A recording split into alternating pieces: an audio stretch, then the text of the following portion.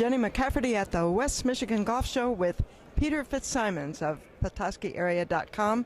And because we're right in the middle of the Winter Olympics, we're going to talk Winter Olympics.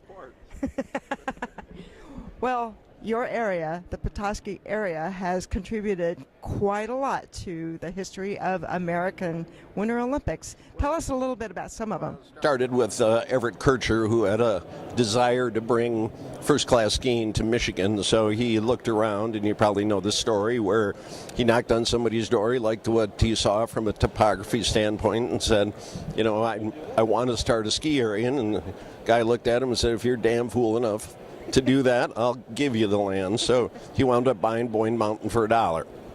And the dollar, wow. For $1. Well, you can't just give land away. You have to have money change hands.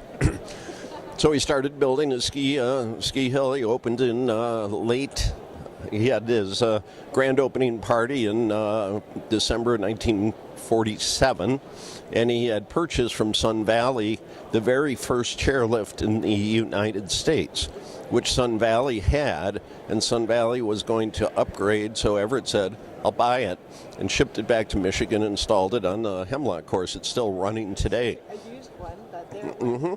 Was a two-place chair, and of course he modernized uphill capacity, went to the three-place, the four-place, and now the six-place chairlift. So, 6 places now? Yeah, the high-speed chair, high-speed six-pack at Boyne Mountain.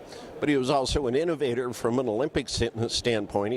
He hired pretty well-known. Stein Eriksen? Oh yeah, Stein Eriksen. And it was funny. Last weekend we had an exhibition out at Boyne Mountain with these aerial acrobatics at night with the strobe lights and 3D, and it was terrific. But you think back, Stein Eriksen was doing those full layout 360s. Wow. This way. Wow. You know, back in the 50s. So our history with Olympians goes back a long way. And then Otmar Schneider and Kerry Adgate. We're at Boyne Mountain with a great weekend of ski racing with Kerry Adgate, who's Boyne's ski ambassador, a two-time Olympian, a member of the Ski Hall of Fame, and winner of a couple of races the last couple of days. Kerry, tell us about how you've been able to keep in shape and do this for actually so many years now. Well, you know, it's a challenge with a teenager and a soon-to-be teenager and job responsibilities. I do have to make an effort to get out and ski enough so that my main concern is skiing enough so I'm in good enough shape that I'm ready to take a fall and hopefully can prevent injury, because that's my number one sort of priority. I want to be fast, but I more want to get to the bottom in one. I think Everett Kircher said something about Stein Eriksen made him famous. Also in the 50s, you pioneered some things by bringing over Stein Eriksen. And the addition of Stein initially gave Boyne that mystique. That's right.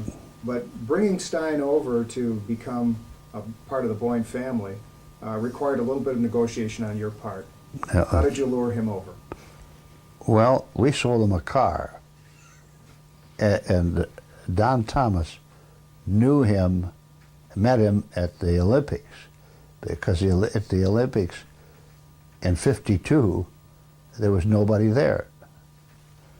You know, in the ski business, the ski business was very small, and so they'd have their parties, and that's where.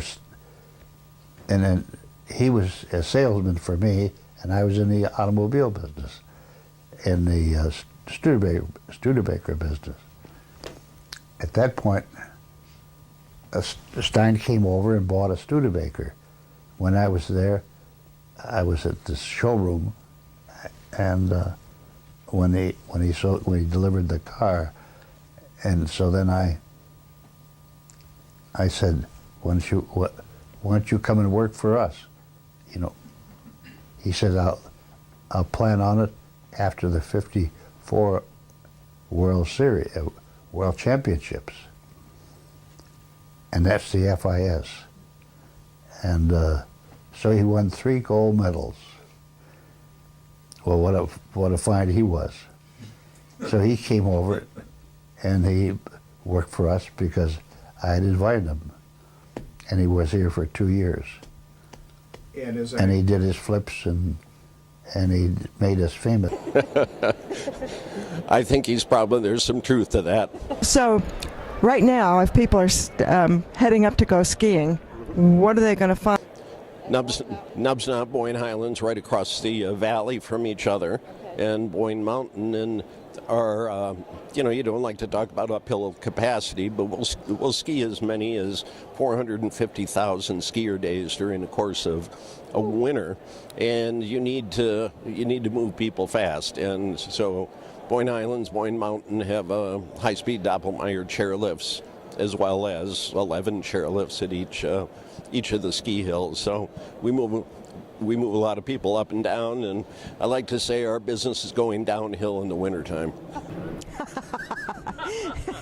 So, last night I was watching the slopestyle snowboard competition and started to think, how much of the downhill is now snowboards as opposed to ski?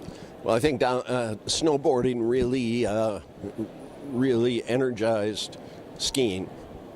And it was so interesting when it first started. I used to do ski shows, and guys would come up to me and say, "Do you allow snowboarding up there?" They didn't let them on the slopes, right? Yeah, exactly. But times have changed.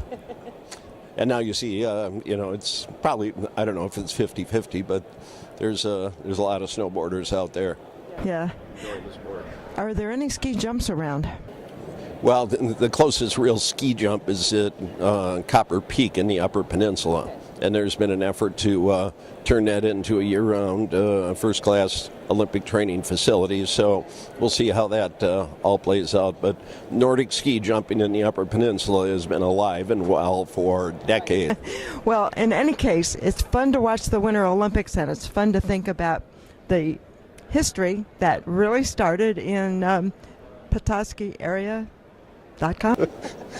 Yeah, and people were not meant to hibernate, so we make the best out of what we have to work with, and winter is one of our favorite times of year too.